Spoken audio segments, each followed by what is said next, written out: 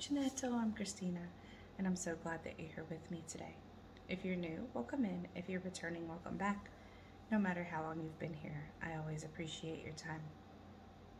I'm excited to bring you another episode of Fiber Facts with you today, and we are going to talk about one of the oldest kinds of fibers.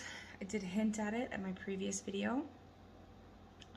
But before we get to that, I do want to thank all of you that are new, and I welcome you in. And I know that all of our friends that have been here for a while welcome you also. To all of my friends that have been here for even just a little while now, I definitely appreciate you coming back. I mean it when I say it at the beginning of my video. I always appreciate your time, because you could spend your time anywhere else and you choose to come back here and watch my videos and interact with me, and it's really, really appreciated. Also, this week I am in school, so it is the beginning part of the year where everything is go, go, go, go, go, and things are constantly up in the air as things get tweaked and adjust, as they should, right? Because every year shouldn't be exactly the same, because not all the kids are the same, and not all of the class makeups are the same, right? So it's a very interesting time. Sometimes a little stressful for sure. That's not why you're here. But just in case I seem a little out of it or distracted, I am just a little bit more exhausted than I normally am. Anyway, today we are here to talk about silk. And if you are new to this segment on my channel, this is a segment where I'm talking about the history of fibers and pieces of cloth. I wanted to do just basically the history of fibers in general. So I started, there's a playlist where I started with some of the oldest fibers that have been found.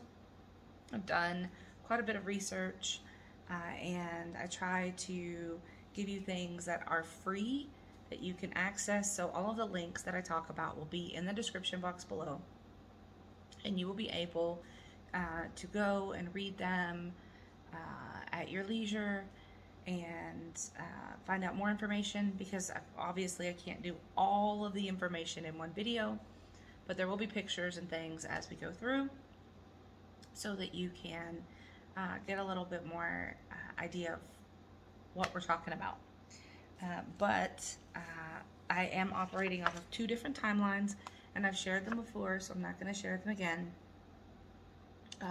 You know, the pictures of them, but I can put them in the description box as well, so that you have them and you can kind of see where I'm getting my information from, right? Okay, so silk. Right? Do you have any silk in your house, whether it is yarn or pillowcases or scraps of fabric? It could be a dress, it could be some embroidery, it could be, there's so many things that we see today that are made out of silk. Even if it's not 100% silk, right? You can see things that are made out of silk.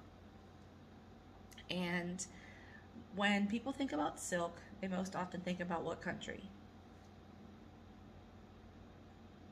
I think about China.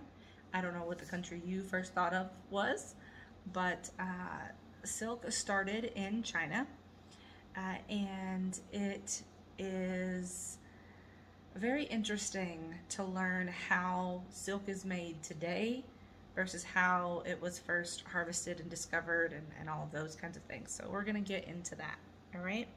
So,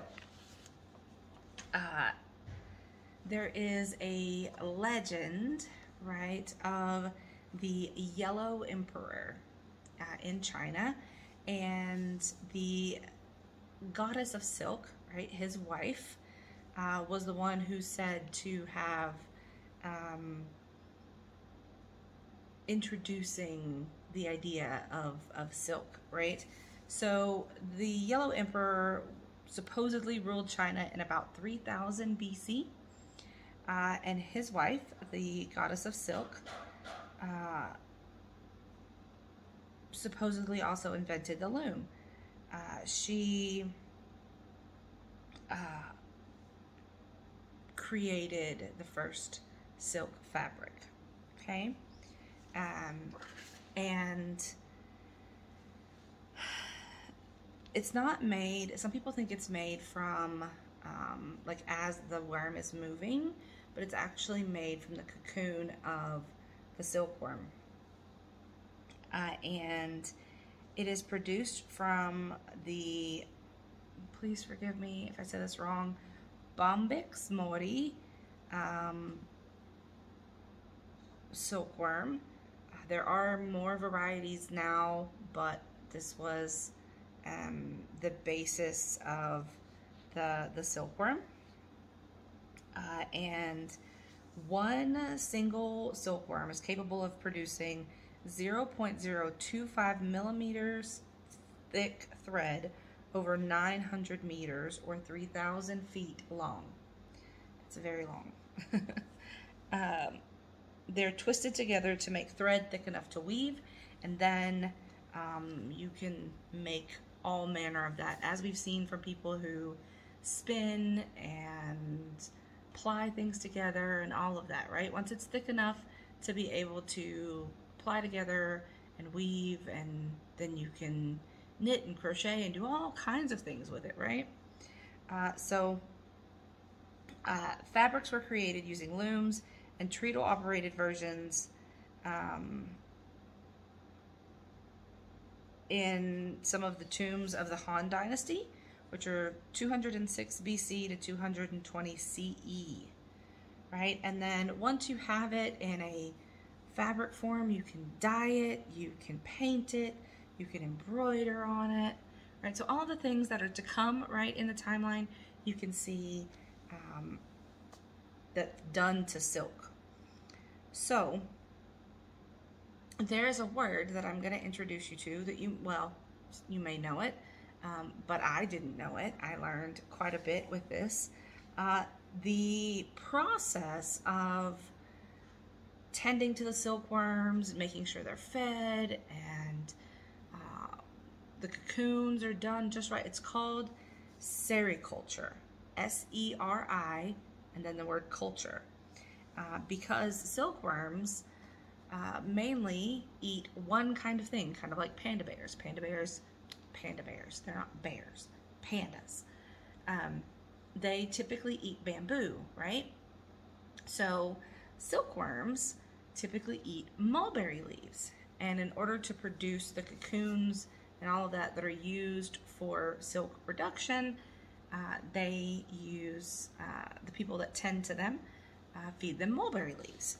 So now in China, right, they have warehouse-sized productions of these silkworms, and in order to produce it, right, the eggs have to be kept at 65 degrees Fahrenheit and increasing gradually to 77 degrees, at which point the eggs hatch.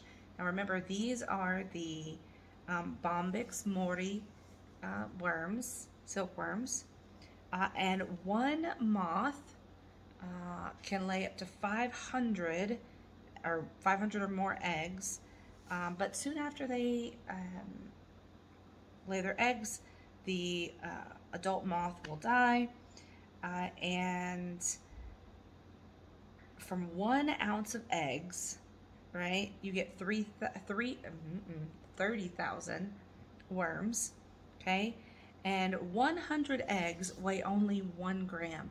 So that's how teeny tiny these things are, right?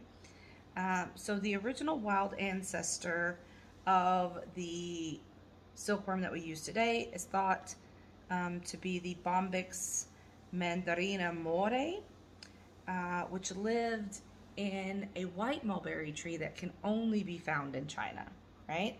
So that's why the Chinese are so linked with silk production. And the silkworm of this moth is used to, they create a finer thread, right? So once silk has been harvested, right, in this process, unfortunately, the worms never get to become moths. So the cocoons, because it comes from the cocoon, once the cocoon is formed, then the process starts heating up, right, the cocoons, and unfortunately the worms no longer stay with us.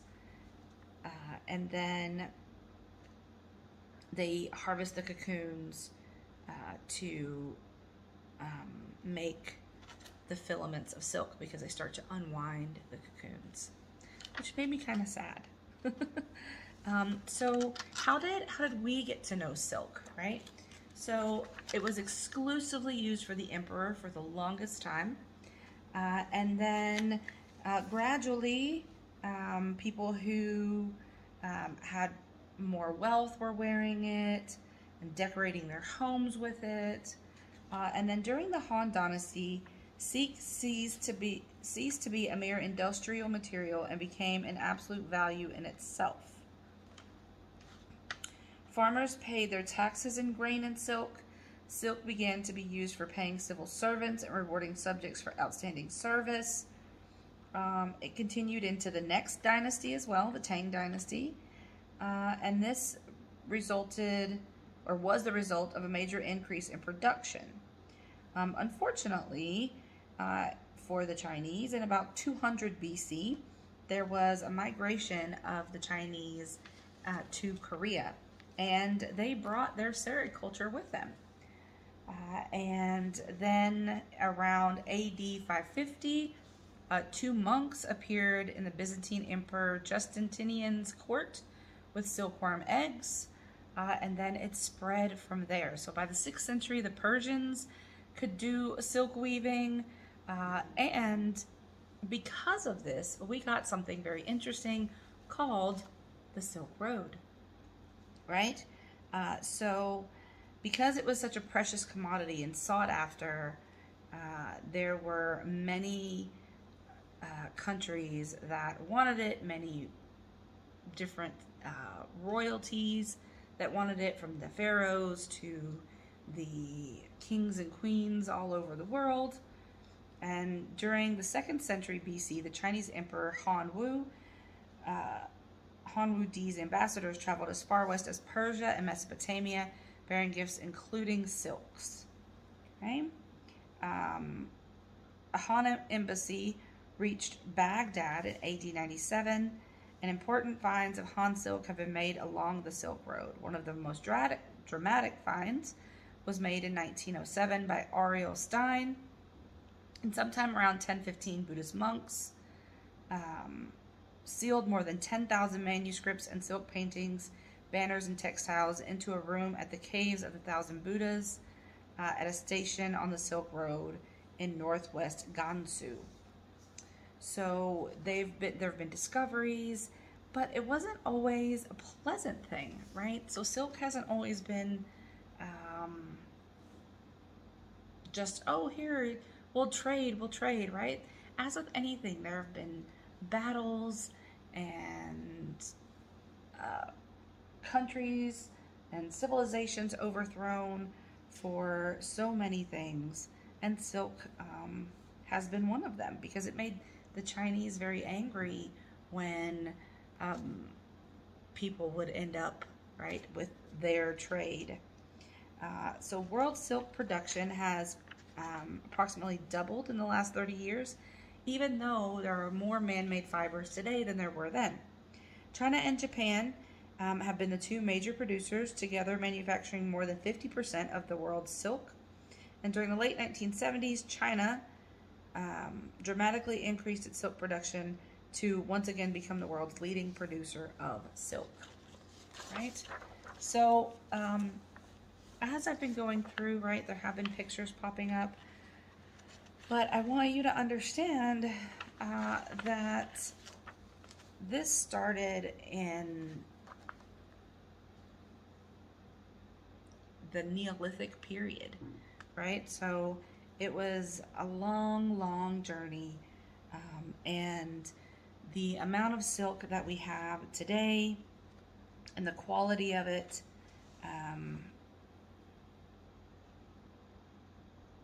is maybe not as strong as it was back then, because it's produced so quickly that time and care aren't necessarily taken in some places, not in all places, obviously. But silk can be used to make clothing, especially robes and gowns. It can be used to make hand fans and furnishings, wall hangings, decorative screens, and parts of books. It can be used to make shoes, funeral banners. It can be used for writing instead of using bamboo or paper. And now we get to the cultural repercussions. So the trade of silk and other commodities along the Silk Road also brought with it ideas and cultural practices in both directions.